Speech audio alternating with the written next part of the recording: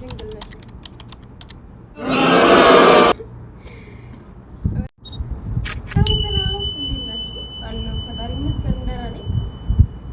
እንግዲህ በዩቲዩብ ተከስቻለሁ። ባለፈው ቲክታክ ላይ ጥያቄ ብያችሁ ምንም የመለስኩላችሁ ጥያቄ የለም። ምክንያቱም ከአንድ ሺህ በላይ ነው ጥያቄውና ዛሬ በዩቲዩብ ልመልስላችሁ አስቤያለሁ። ከአንድ ሺህ ጥያቄ 10 ጥያቄ ብቻ ነው ማለት ነው። ምናልባት እናንተ ከፈለጋችሁና ፓርት 2 የምትፈልጉ ከሆነ ይቀጥላል ፓርት 2 አሁን ግን ልመልስላችኋለሁ። ከዛ በፊት ግን ሁላችሁም ሰብስክራይብ አድርጉ። ምክንያቱም ዩቲዩብ ገና አዲስ ነው። እንግዲህ መቶ እንኳን ሰብስክራይብ አልገባም። ስለዚህ ሁላችሁም ሰብስክራይብ አድርጉ። አንደኛ ጥያቄ እድሜ ስንት ነው?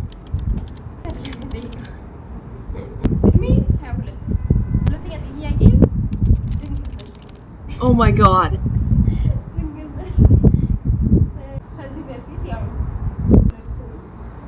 አላገባሁም ሰው ድንግል ነኝ። ሶስተኛ ጥያቄ ቢቢኤስ ወይ ደግሞ የጸጉር የግንባር ጸጉር ሽልት አለ ባይዘው ያን ያህል የለኝም። እናንተ በእንትን እኔ በጄል ስለምጠቀም ነው እንጂ ብዙ ጊዜ እዚህ ጋር የራሴ ጸጉር ማለት ያን ያህል አሁን አይወጣም ማለት ከድሮም የነበረ ነው። አራተኛ ጥያቄ የምን ያንቺ ነገር እውነት ነው? በደንብ እውነት ነው። አመናችሁም አላመናችሁም እናንተ ግን አላመናችሁ ማለት ሰርግ ስላላያችሁ ወይ ደግሞ ፎቶአችንን አብረን ስላላያችሁ አላመናችሁ። ስለዚህ እውነት ነው። ስድስተኛ ጥያቄ ኤርሚ በፍቅር እንዴት ጣልሽ? በጣም ጥሩ ይሄ ጥያቄ የጠየቃችሁ ልጅ ጎበዝ ናችሁ። ኤርሚና እኔ ያው እንደ ማንኛውም ሰው ድንገት ስንገናኝ የሆነ ልባችሁ ድንግጥ የሚል ሰው ይሉ እንደዛ ነው ሁለታችን ማለት አንደኛ ከላይ ስታዘዝ ነው። ሁለተኛ ደግሞ እናንተ አብራችሁ ስታወሩ ቀን በቀን የአብረውነታችሁ ቆይታ ወደ ፍቅር ይቀየራል በመደንገጣችሁ ብቻ።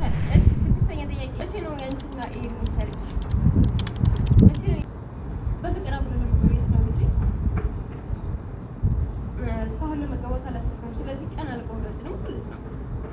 ስምንተኛ ጥያቄ የት ነው ያለሽ? ዱባይ ነሽ ወይስ ሳውዲ? ሳውዲ ነኝ። ዘጠነኛ ጥያቄ ስንት ልጆች አሉሽ? What? ኤርሚ በፊት ማለት ኤርሚ ገና አልተጋባንም መሰለኝ፣ ግን እኔ ከዚህ በፊት አላገባም። አሁን ኤርሚ ነው ያፈቅራለሁ። አላገባም ልጆች ነው። ዘጠነኛ ጥያቄ ምን ያስደስታል?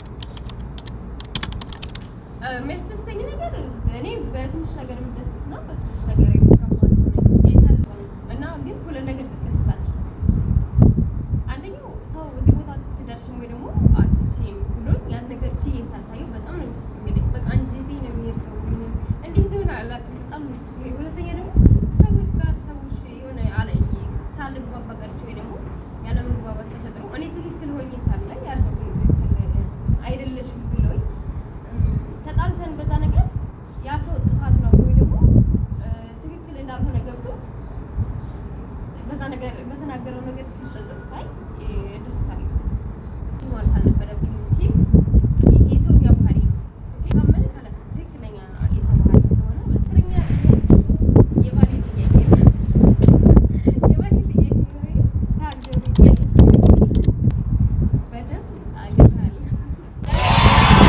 እንግዲህ ጥያቄያችን በዚህ ተጠናቋል። ሁላችሁ ዩቲዩብን ሰብስክራይብ አድርጉ። ቤተሰብ ሁኑ ማለት አበረታቱ።